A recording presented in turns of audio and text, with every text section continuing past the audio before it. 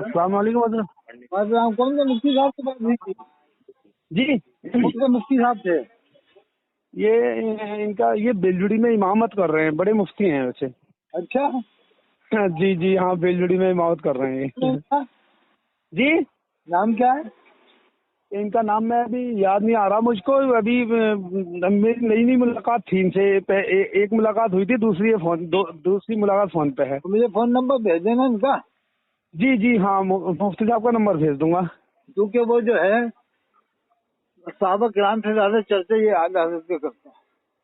जी जी ये जितने भी मुफ्ती हो गए ना, मैंने मंदर इस्लाम, बदर इस्लाम वाले फारिग, जी जी। ये सब का मकसद ये है कि बस आला हज़रत की चर्चा करना हर जगह पूरी दुनिया में। दानिश भाई, दानिश भाई, ओ दानिश भाई, यहाँ को आओ, एक मिनट यहाँ आओ, इधर आओ। अच्छा, जी जी जी, बुला दो। ये दानिश भाई हैं, हमारे दोस्त हैं। ये ठगर द्वारे से हैं ये मदारी सिलसिले से हैं, मदारी सिलसिले से। हाँ, तो इनका यही मसला हो गया है कि पूरी दुनिया में मैं हमें आला हज़रत की चर्चा करना है। देखो भाई, मतलब कहीं जाएंगे तो मेरे वहाँ भी आला हज़रत की चर्चा। जी हजरत, मैं आपकी बात करवाना चाह रहा हूँ इनसे। कई दिन से मैंने बोला भी था आपके बारे में। चैनल पे डाल दूंगा। मेरे पीरो मुर्शिद हैं भाई लोग, बात करो हजरत। चैनल पे डालेंगे। मध्य प्रदेश से। अस्सलाम वालेकुम अस्सलाम रहमतुल्लाहि व वरहमतुल्लाहि बरकातहू। वबरकातुहू। और किसके मुरीद हो आप? हम जो है सकलैन मियाँ से मुरीद हैं। अच्छा, हजरत आले रसूल पीर सैयद सकलैन मियां रहमतुल्लाह अलैह बरेली वाले। जी जी जी जी। हाँ, तो आले रसूल थे, पीर भी थे, सैयद भी थे। हाँ, पीर भी हैं, सैयद भी थे। आले रसूल भी और सैयद भी। आले रसूल भी हैं, सही बात है। सैयद सकलैन मियां रहमतुल्लाह अलैह ये जो थे शानिए आला हजरत थे। हाँ यानी आला हजरत के बाद उनका ही नंबर था जी मकबूलियत में अंदर दुनिया में, हिंदुस्तान। जी जी जी आला हजरत के बाद देख लो, उनके ही नंबर तो था अभी के जी जी जमाने में। पहले होगा किसी का, उनके बेटे का। जी जी। उनके जितने भी मुरीद थे उनके अंदर खुलूस, वो सबको मुसलमान समझते हैं, देवबंदी बरेली है। उनसे पहले शराफत मियाँ थे। शराफत मियां बहुत बड़े आलिम थे, काबिल। बेशक बेशक। उन्होंने ही चुना था इनको हजरत पीर सैयद सकलैन मियां रहमतुल्लाह अलैह। बिल्कुल, आप भांजे थे ना उनके? हाँ, भांजे थे। जी जी। और अगर ये लोग, ये बरेली वाले अगर उनकी मुखालिफत नहीं करते तो आज समझ लो क्या मालूम कितने जालूम वो बना जाते हैं। बेशक बेशक, सही बात। लेकिन इन लोगों ने मुखालिफत कर करके बेते तोबा से कौम को गुमराह कर डाला था। बिल्कुल, ये इन्होंने अहमद रजा वालों ने। हाँ, बहुत ज्यादा। हाँ, तो लोगों ने इतना गुमराह किया कि लोगों ने बेते तोड़ी। भाई, जब ये शैतान लग जाएंगे तो कुछ तो आएगा ना फर्क। तो शैतान को फिर मेहनत का अजर भी तो मिलेगा। बिल्कुल बिल्कुल। तबीयत खुश हो गई आपसे बात करके, कसम खुदा की दिल खुश हो गया। शैतान दिल को खुश हो गया, तुमने मेरे वो तार छेड़ दिए दिल के जो मैं चाहता था। अच्छा। वाकई में वो बात आपको अंदर तक की बात पता है। हाँ, तो वो शैतान को अजर मिला, लोगों ने बेते तोड़ी, लेकिन फिर भी इनके कामयाब नहीं हो पाया शैतान पूरी ये तरह से। मंसूबे इनके कामयाब होंगे भी नहीं, ये बेपर्दा होने वाले हैं बहुत जल्दी।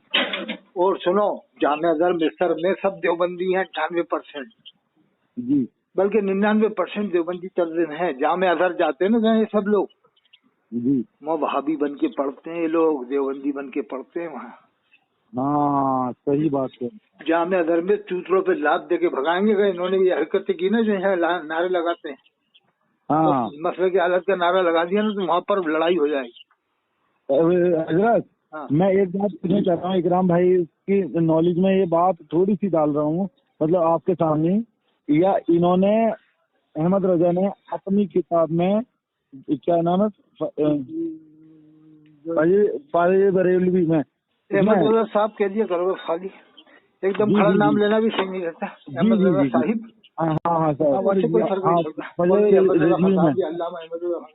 जी जी, इन्होंने क्या किया कि उसमें अपनी मुगल सैयद और कुछ कौमों को तो सही लिख दिया। और क्या बात है, ये हकीकत बात है, हकीकत है। रजील लिखा नहीं लिखा? अरे बिल्कुल, इन्होंने अंसारियों तक को, अंसारी है ना जी, मंसूरियों को धुनिए, अंसारियों को जोला है, जिन्हें क्या क्या हल्ला जाने। वो तो बहुत लेकिन सच से वाकिफ नहीं हो रहे लोग, आंखों पे से इनका पर्दा नहीं हटा रहे, लेकिन गुमराह है वो लोग, पता नहीं क्या। एक फतवा और है जी, क्या? ये नासिक वाले, पोरबंदर वाले और उदयपुर वाले, चित्तौड़ वाले नहीं मान रहे उस फतवे को आला हजरत के बेटे के। जी क्या? इंदौर वाले भी नहीं मान रहे और हिंदुस्तान में कोई भी नहीं मान रहा इस फतवे को। मुसीबत में पड़ गए वो लोग भी। जी ये सूरत के इस्माइल अमजदी है, कलीम हनफी है, शहजाद हाँ आलम है, सब जानते हैं उस फतवे को। जी क्या? कलीम हनफी ये इदरीस है, साजीजड़ा में एक रामपुर का रहने वाला स्वार का है इदरीस। ये जी भी जी उस फतवे के बारे में इसने सुना तो ये कहा कि फासिक है ऐसा कहने वाला। हाँ हाँ हाँ तो सही वो कह रहे हैं आप। फतवा ये था, मुफ्ती आलम हिंद को फासिक बना दिया ये इदरीस साजीजड़ा ने। फतवा ये था हाँ कि मुफ्ती आलम हाँ, हिंद ने लिखा है कि इनकी हुकूमत में जो अभी मौजूदा हुकूमत है ना अरब वालों में, जी नजदी हुकूमत जैसे कहते हैं, तो मुफ्ती आलम का फतवा है कि इस हुकूमत में हज मत करो जी। जब तक ये हुकूमत खत्म ना हो जाए। अब कब खत्म होगी साहब? मैं हजूर, मैं एक बात पूछ रहा था, बताइए। हुजूर हुजूर मत कहा करो, मैं पाकिस्तान तो में हजरत गुस्ताखी- कहने कोई काफी समझता हूँ। जी जी, अच्छा एक बात बताइए हजरत, ये अहले बैत की शान में गुस्ताखी करना ये बख्शीश है बिल्कुल? अरे वो अभी अहमद रजा मंजरी है ना जो बरेली का, हाँ, उसने सैयदा फातिमा ज़हरा अलैहिस्सलाम की शान में पूरी गुस्ताखी की है। गर्दन उड़ा देगा कोई, गर्दन नहीं, उड़ा कोई ने नहीं उड़ाई, देगा। कोई ने नहीं उड़ाई, इन लोगों ने सुनी। नहीं, मुझ जैसा आशिक अगर मिल गया तो गर्दन उड़ा देगा, कसम खुदा की। बाकी में कितनी बड़ी बात कह दी आपने, लेकिन इन मर्दूदों ने सुनी जो अपने आप को आशिक रसूल बताते हैं। मैं, अरे अहले बैत पे मेरे माँ बाप कुर्बान, मैं कुर्बान, हम तो कट जाएंगे मर जाएंगे, लेकिन हम तो सुनेंगे ना एक शान में और गुस्ताखी सुनो है। एक प्लानिंग और सुनो, जी पूरी दुनिया में प्लानिंग है इस्माइल अमजदी इस सूरत वाले की, और ये कलीम हनफी और शहजाद आलम रहमतुल्लाह सिद्दीकी और ये बशीर हशमती और जी ये जितने भी लोग हैं, इंदौर का अनवारुल बयान जिसने किताब लिखी है, जी जी और उज्जैन का लियाकत रजा महबूब आलम जो उज्जैन में रहते हैं ना, जी दोनों फर्जी बाड़े हैं। ये जी ठाकुर जी। द्वारा का ये जो आपका ठाकुर द्वारा है ना, यहीं का रहने वाला उज्जैन में लियाकत रजा। हाँ हाँ हाँ, लियाकत बिल्कुल से लुहार हैं, ये सैफी हैं। अच्छा सैफी हैं। हाँ, और ये अपने आप को खास आप भी कह रहे हैं आजकल। अरे वो तो उसने मुफ्ती आलम हिंद का खलीफा बन गया था वहाँ पर मध्य प्रदेश में आके। अच्छा, खलीफा था नहीं, जब बच्चा था मुफ्ती आलम के इंतकाल के बाद बच्चा था वो तो। अरे वो बहुत बड़ा बदमाश है वो तो वहाँ पर कर्नाटक में हम लेके आया, जानते हैं बदमाशी हजरत, करके हम आया जानते हैं कर्नाटक में। हजरत, हम जानते हैं इनको। असल में वालिद साहब ना हजरत हमारे हाँ। सूफी जमील अहमद हैं, हाँ। सूफी हैं हमारे वालिद साहब, और मखनपुर से जो है आपका सिलसिला है। अच्छा अच्छा, वालिद साहब का। जी जी। अच्छा ये जो है ये महबूब जो है ये गदरपुर का है, गदरपुर के बाद जो पत्थरपुरी है ना, हाँ हाँ हाँ, ये वहाँ का, और ये यहाँ का, ये लियाकत रजा आपके ठाकुर द्वारे का। सही कह रहे हैं आप, बिल्कुल सही कह रहे ये हैं, दोनों चचेरे भाई भाई हैं कुछ रिश्ते में। सही कह रहे हैं आप। और महबूब रामनगर की मस्जिद में भी रहा है ये, जामे मस्जिद में। अच्छा अच्छा, और ये जो है पहले कर्नाटक में था, तो हरकतें तो बहुत कर हाफिज रहे हैं कर्नाटक लोग। है ना, वहाँ से गजेड़े गए थे जैसे भी जिस मामले में। जी जी, तो अब ये उज्जैन में आके इन्होंने सारी सुन्नियत को तबाह बर्बाद कर डाला। कोई बात ना, इनको अल्लाह तबाह बर्बाद कर देगा। लेकिन इन्होंने पैसा खूब कमा लिया दोनों ने। पैसा कमाने दो हजरत, पैसा कमाने दो, पैसे से कुछ नहीं होता। और अगर सुनो, अरे वो प्लानिंग तो मैं बता ही नहीं पाया। प्लानिंग ये चल रही है एक इदरीस साजीजड़ा वाले की, और वहाँ के जो सदर अहिम्मा का बना हुआ है उसकी विज्ञाननगर, यानी प्लानिंग समझो। एक चित्तौड़ का मुझे फोन करता रहता है, उसका नाम मुझे याद नहीं आ रहा, एक उदयपुर में। ये अत्तारी दावत इस्लामी वाले बहुत बदमाश हैं। जी, दावत इस्लामी वाले हाँ हाँ, बहुत ही बड़े बदमाश है, बहुत ही बड़े बदमाश हैं लोग। बिल्कुल आप सही कह रहे हैं, बिल्कुल सही कह रहे हैं। ये तो और इतने सही बड़े कहना है। बदमाश हैं हजरत कि ये आप फाजिले बरेली के नाम का ही डंका बजा के अपना पेट भरना चाह रहे हैं। और मुलाकात करने को मन है बस। अब बहुत वजह ये समझ लो कि तुमने वाकई में वालिद साहब और मेरे वालिद साहब का मिजाज और आपका मिजाज सेम लग गया मुझे। हाँ, इसने अपने बाल को, इलियास ने अपने बाल को बाल मुबारक के बटवाया, लब्बे अत्तार के नारे लगवाया, अपना मीलाद नामा पढ़वाया, इलियास की आमद मरहबा कहलवाया, और ख्वाब में लिखा सफ़र 3 में कि ये किताब अल्लाह के रसूल की बारगाह में मकबूल है फैजान सुन्नत।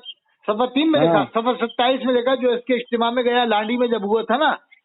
हाँ, तो जब इज्तिमा में हुआ तो एक आदमी उठ करके आ गया था, जब वो उठ करके आया, जब वो सोया तो उसको ताजदार मदीना सल्लल्लाहु अलैहि वसल्लम का दीदार हुआ। अल्लाह के रसूल ने फरमाया, अरे नादान, जितने भी उस इज्तिमा में शरीक थे, अब शरीक होने वाले में खाली सुन्नी तो होंगे नहीं, देवबंदी भी जाएंगे तफरीहन, मौके देखने जाते हैं। तो अल्लाह के रसूल ने फरमाया, जितने भी उस इज्तिमा में शरीक थे जो इलियास काजी का हुआ था, तो अल्लाह के रसूल ने फरमाया सबकी बख्शिश हो गई। अब जिनको ये मुसलमान नहीं मानते, देवबंदी या अहले हदीस, वो भी इज्तिमा में शरीक हुए होंगे। ऐसा तो होगा नहीं कि यही बरेलवी शरीक हुए होंगे। तो अल्लाह के रसूल ने फरमाया सबकी बख्शिश हो गई। फरमाया अगर तू उठ के नहीं आता तो तेरी भी बख्शिश कर दी जाती। यानी जिसको अल्लाह के रसूल का दीदार हो रहा है उसकी बख्शिश नहीं हो रही, और जिसको इलियास का दीदार हो रहा है वो जन्नत में जा रहा है, उसकी बख्शिश हो रही है। ये सफर 27 में फैज़ान सुन्नत में एक एडिशन में 44 में यही जी आप पढ़ लेना। सफर 27 में ये एक एडिशन में 44 में होगा। अरे ये बहुत कुछ लिख रहा है किताबों में, बहुत कुछ लिख रहा है। और इसने अल्लाह के रसूल को मीठे मीठे रसूल कहलवाया था। हाँ और एक खास बात वो बताऊं जो अभी तक कोई ने नहीं बताई होगी जी। एक ऐसी बात बताऊंगा कि आप भी उछल जाओगे कि हाँ बिल्कुल 100% आपने जो बात बताई। जी जी बताएं। अभी रामनगर की जामे मस्जिद जाके देखना आप जी। इसको बनने में मैं जब से आ रहा हूँ रामनगर, मुझे आए हुए 15 साल होगा रामनगर आते हुए, 15-16 साल। जी जी। जब से मैं देख रहा हूँ काफी टाइम से रामनगर की जाम मस्जिद बन रही है। जब उसमें हजरत मौलाना हसन रज़ा खां साहब जो मुफस्सिर तफसीर भी बयान करते थे, उसमें थोड़ी दिन बयान की बंद कर दिया। मैं के इमाम का शेर काजी रहे, अभी टांडा नहीं है वो। हजरत मौलाना हसन रज़ा खां साहब अच्छे काबिल शख्सियत है। तो जब से वो जामा मस्जिद बन रही, जब से मैं आता हूँ वहाँ पर, आज 8 साल या 10 साल में वो मुकम्मल हो पाई है। हुई है कि नहीं साहब जी। इसी तरह मुरादाबाद में जब मस्जिद बनेगी तो 4 साल 5 साल लगेगा। आपके ठाकुरद्वारा में बनेगी तो 3 साल 4 साल लगेगा। अब इसी से अंदाजा लगाओ कि क्या डिब्बों से इतना चंदा हो सकता है कि पूरी दुनिया में ये लोग मस्जिद मदरसे बना ले? क्या डिब्बों से इतना चंदा हो सकता है? नहीं हो सकता। अब ये बस ये रात की बात बता रहा हूँ, ये समझ लेना। ये डिब्बे इसलिए रखे हैं कि कल को आप न कहो कि चंदा कहाँ से आ रहा है, ताकि आप ये कह दो अरे भाई चंदा बहुत कर रहे हैं डिब्बों से। यानी ये बात डिब्बों पे आ जाए। वो जो अंदर का ग्राउंड का मामला है ना, वो अंदर से जो अमेरिका से रकम आ रही है, अफ्रीका से, इंग्लैंड से, वो बात मालूम ना हो कि लोग कहेंगे यार चंदा कर रहे हैं डिब्बों से। अल्लाह अकबर। अच्छा, अरे इसीलिए तो डिब्बों से चंदा ये ज्यादा करते हैं ताकि लोगों को ये दिखाए, शो हो जाए कि हम तो चंदा करते हैं खूब ज्यादा। लोगों के शक के दायरे से बचने के लिए। अच्छा ये बताओ क्या इतना चंदा डिब्बों से चंदा करने के बावजूद क्या इतने मदरसे बना लेंगे पूरी दुनिया में, हिंदुस्तान में? सवाल ही पैदा नहीं होता। वो फिर 50,000 तनख्वाह अलग, एक मुबल्लिग को वो तनख्वाह अलग, और इतने मदरसे ये कैसे बन जाएंगे बताइए आप? हजरत मैंने ये भी सुना है आपके ठाकुरद्वारा में इनका बना हुआ है। ठाकुरद्वारा में मैं देख के आऊँ, अभी बना हुआ है इनका। हाँ बना हुआ है। हाँ हजरत एक चीज और है कि ये जो डब्बे रखने आते हैं ना एक, तो ये समझ लो कि वो मेरी दुकान पे भी रखा हुआ, वो लगभग लड़कों ने रखवा लिया 1 हफ्ता पहले। आपकी दुकान में रखा हुआ है तो ऐसा करना, उसमें रेत भर देना, रेत और धूल भर देना, मिट्टी भर देना। हाँ सही कह रहे हैं आप, ले जाओ साल। बिल्कुल सही कह रहे हैं। नहीं ये बताओ आपके क्या इतना डिब्बों से चंदे में इतना हो जाएगा क्या? नहीं हो सकता। अरे एक डिब्बे में कितना पैसा निकलेगा? 1000, 2000, 500, इतना कैसे हो जाएगा साहब कि पूरी दुनिया में इनके मदरसे बन जाए? और पूरी दुनिया में इनके पैसे, जो एक आदमी होता है उसको 50,000 रुपए देते हैं, किसी को 30,000 देते हैं। तो अब पूरी दुनिया में इनके 10 लाख मुबल्लिग हैं कम बेश। एक मैंने अभी हिसाब जोड़ा था 50,000 में, तो 50 अरब रुपया एक महीने की तनख्वाह बन रही थी इनकी दावत से। अरे अच्छा 50,000 के हिसाब से 10 लाख मुबल्लिगों की तनख्वाह 50 अरब रुपये। और फिर ये पूरी दुनिया में इनके, ये बताओ बम्बई में बिल्डिंग कैसे खरीद सकता आदमी?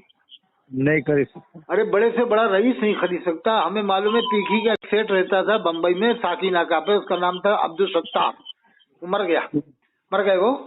तो वो उन्होंने 3 बड़े कमरों का हालों का एक वो खरीदा था फ्लैट 60 लाख का उस जमाने में, यानी अभी 20 साल पहले करीब। इतना बड़ा सेठ था, बरसों से बम्बई में रह रहा, वो 60 लाख में 3 कमरे खरीद पाया था। और ये बम्बई में बिल्डिंग की बिल्डिंग खरीद ले तो बताओ पैसा कहाँ से आ रहा है? जी सही बात। दिल्ली में खरीद ले, कलकत्ता में खरीद ले, मद्रास में खरीद ले, इंग्लैंड में खरीद ले, अमेरिका में खरीद ले, अफ्रीका में खरीद ले। अब ये बताओ क्या गैबी मदद इनके साथ में हो रही है कि ये अंडरग्राउंड मामला है? नहीं कुछ गड़बड़। बताओ गैबी मदद क्या इनके साथ में आएगी? ये बताइए आप। ना सारी मदद इन्हीं के लिए थोड़ी आ रही। हाँ अरे भाई ये सिर्फ अंडरग्राउंड है मामला, अमेरिका से जुड़ा हुआ है इनका मामला। सही बात है। वो फ्रांस से भी, जर्मनी से भी। ये कहते हैं ना हमारा काम 200 देशों में हो रहा है। इनका बस नहीं चल रहा। नहीं तो ये तो कह दे कि हमारा काम तो तातुस शरा में भी हो रहा है और अर्श आज़म पे भी हो रहा है। अरे इनका बस नहीं चल रहा। नहीं तो ये भी कह देते कि हमारा काम तातुस शरा में जिन्नातों के अंदर हो रहा है और अर्श आज़म में फरिश्तों में हो रहा है। सही बात है। वो तो कह नहीं पा रहा। 200 मुल्कों में कहते हैं ये काम हो रहा है हमारा, कहते हैं कि नहीं कहते? नहीं नहीं कहते हैं ये। अच्छा ये बताओ, आप गूगल से अभी निकाल लेना थोड़ी देर बाद और देखना दुनिया में कितने मुल्क हैं, इन द वर्ल्ड ऑल मुल्क कंट्रीज, तो उसमें हाँ आएंगी 208 कंट्री हैं। जी और कुछ कंट्रियों को तो मानता भी नहीं है, 208 आती है सब मिला के।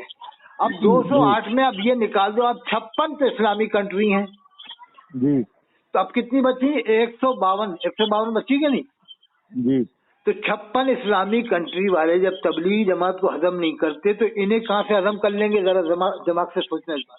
ना नहीं मैं हम समझ गए तुम्हारी बात। जब वो बिल्कुल सही तबलीगी बात है। जमात पे पाबंदी लेकिन लगा हमने दी थी इन लोगों ने, तो उधर हमने इन्हें कभी कहाँ से हजम कर लेंगे वो 56 इस्लामी मुल्क? नहीं नहीं उधर हमने कभी दिमाग ही नहीं लगाया।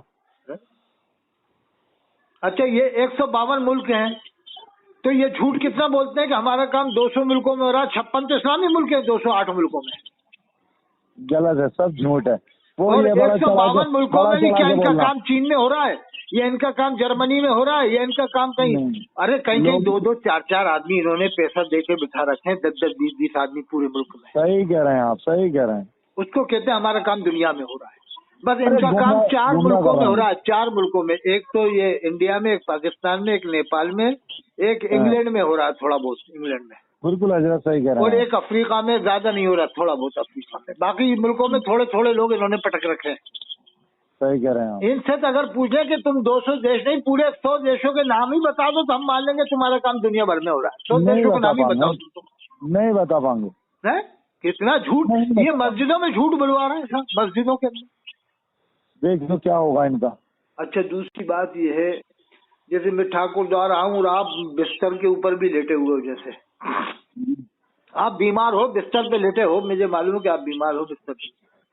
जी अब मैं आऊँ तो आप कहो कि बैठो, मैं कहूँगा नहीं खुशखबरी सुनो पहले आप। अब आप सोचो क्या खुशखबरी सुना रहे हैं? अब आप जी सोचोगे झूठ तो बोलेंगे नहीं, यकीन होगा मेरी बात के ऊपर आपको। मैं कहूँ जी। खुशखबरी ये है कि मैं अजमेर शरीफ गया था, वहाँ सोया, हाँ तो ख्वाजा गरीब नवाज तशरीफ लाया और कहा कि जब ठाकुर द्वारा जाओ तो उनको मेरा, क्या नाम है आपका? मेरा नाम मोहम्मद दानिश। दानिश। ख्वाजा गरीब नवाज, जैसे मैं बताऊं ख्वाजा गरीब नवाज के हवाले से, कि ख्वाजा गरीब नवाज ने कहा कि जब ठाकुर द्वारा जाओ तो मोहम्मद दानिश को सलाम बोल देना। अच्छा इतना सुनने के बावजूद आपकी क्या हालत हुई बताओ आप? मैं बाबला हो जाऊंगा, पागल हो जाऊंगा, क्योंकि ये मेरी जो दीवानगी है हाँ? ख्वाजा कबीर नवाज से, मेरी जो दीवानगी है हाँ। उसका आलम कोई समझ नहीं सकता। अच्छा अब बस इसी पे रुक जाओ। अब इलियास काजी के सामने वो वीडियो मौजूद है, टीवी यानी गूगल के अंदर से वो वीडियो निकल जाएगी, मौजूद है। वो मौलाना सलमान रजा अजहरी अमीन शरीयत के लड़के थे, अजहरी मियाँ के दामाद, खुद उन्होंने उस वीडियो पे टेक किया इस बात को।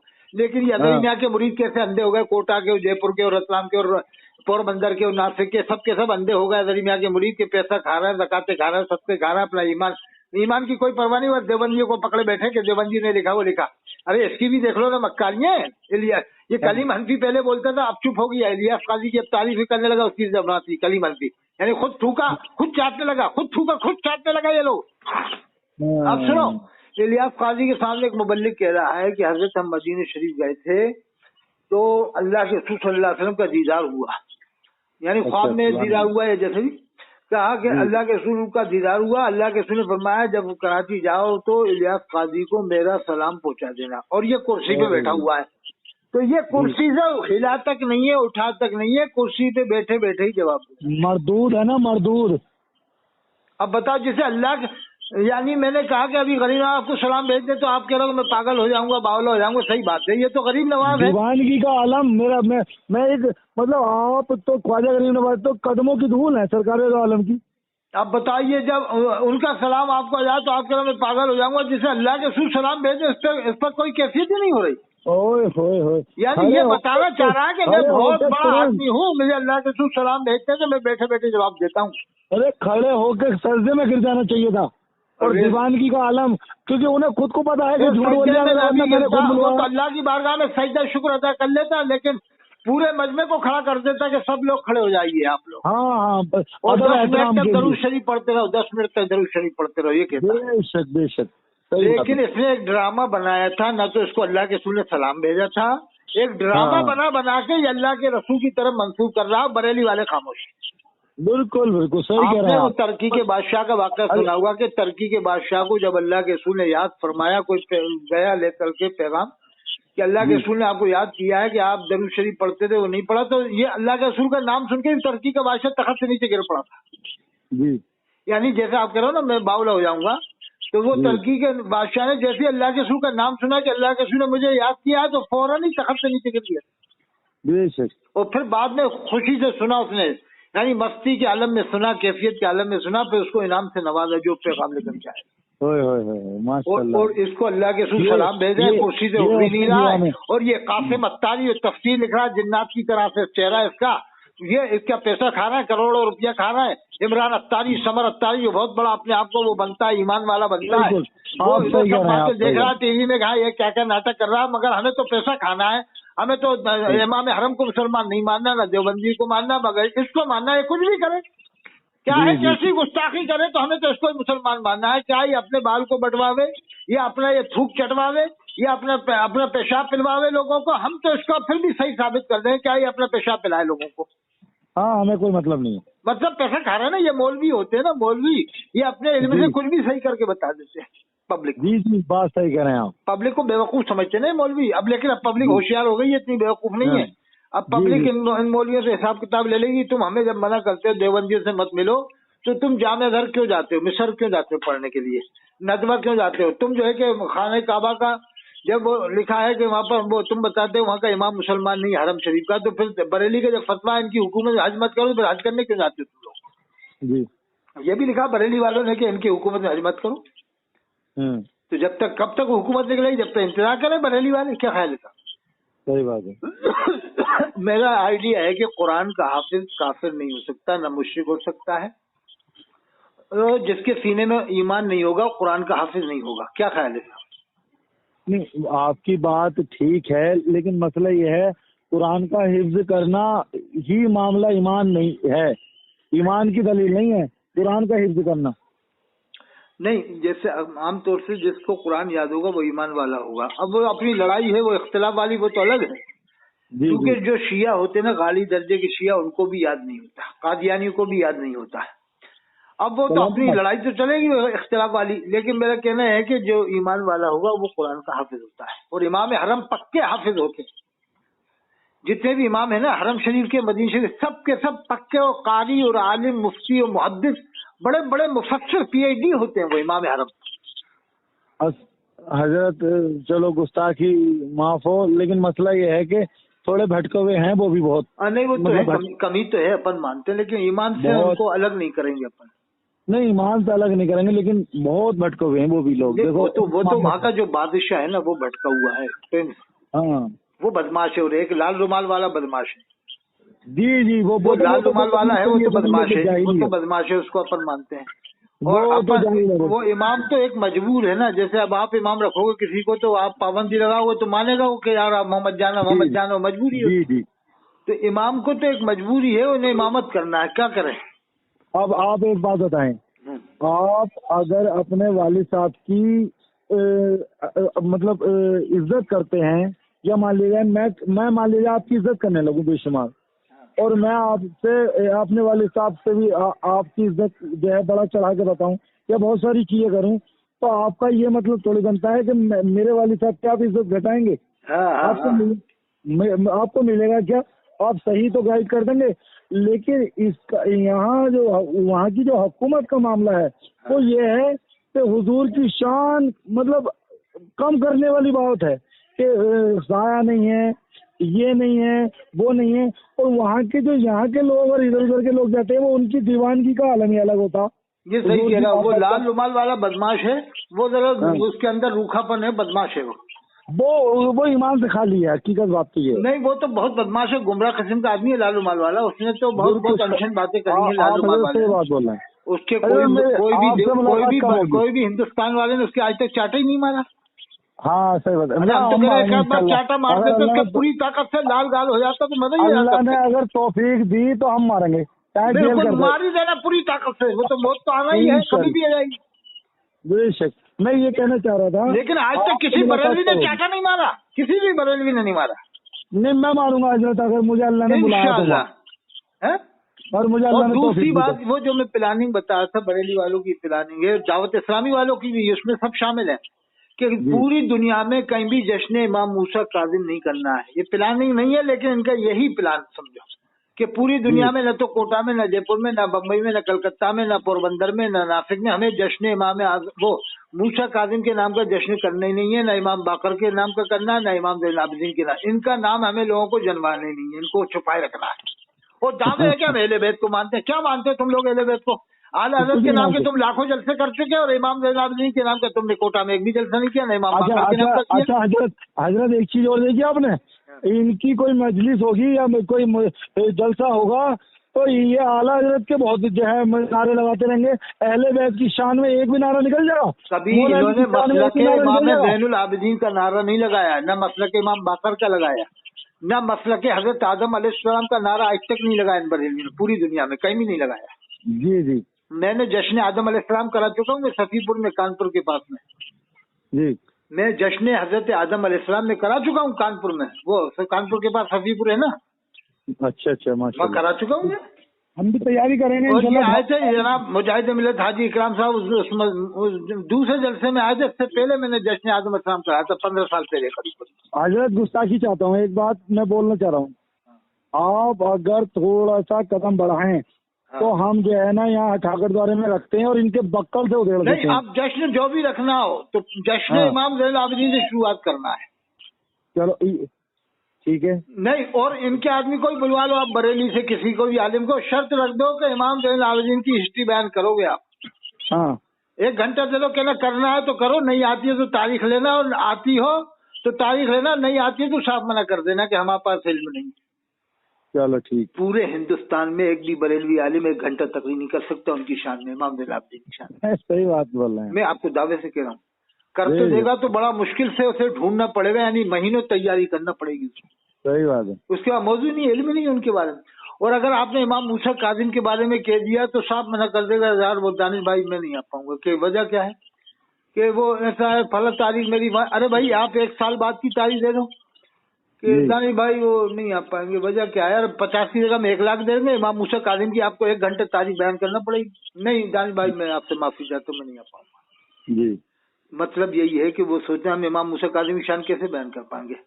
आप किसी भी मुफ्ती से तारीख ले लो, नहीं देगा। मुफ्ती ककराले वाला मुफ्ती है ना जुल्फकार, ये भी मना कर देगा जी कि मेरे पास मतलब ये नहीं कहेंगे इल्म नहीं है, बस वो बहाना बनाएंगे कि नहीं हम नहीं आ पाएंगे। कुछ भी मैं ये कह रहा था हजरत, मैं ये कह रहा था, माफी चाहता हूँ, एक प्रोग्राम में आए हुए तो इसे थोड़ा मुख्तसर सी बात करके मैं ये कह रहा हूँ आपसे मुलाकात कब होगी?